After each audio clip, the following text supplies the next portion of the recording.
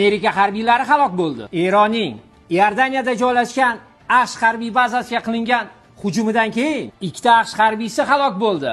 4 ta harbiy yarador, 1 ta harbiy bedarak yo'qolgan. Harbiy texnika, vertolyotlar shikastlangan. Bunga javoban AQSh mana to'xtovsiz, ketma-ket 8-tun zarbalarni o'z nihoyasiga yetkazdi. AQSh Eronning qirg'oqni kuzatish harbiy obyektlariga, havo mudofaa obyektlariga, harbiy dengiz floti vositalariga, qurol aslaha skladlariga zarba berdi. Eron AQSh bilan tinchlik sulhidan keyin birinchi marta AQShning Saudiya Arabistonda joylashgan Shahzoda Sulton harbiy bazasiga ballistik raketalar bilan hujum qildi. Bugun dunyoda biron bir havo mudofaa kuchlari havo hujumidan kafolatlangan havo himoya qilib bera olmaydi. Hozirgi zamonaviy raketa dronlar Moskvani ham, Isroilning temir gumbazini ham, AQShning yaqin sharqdagi hamma harbiy bazalarni ham yorib o'tyapti. Eronni butun yaqin sharq davlatlarini doimiy nishonga olishga qurol-yarog' yetarmikin?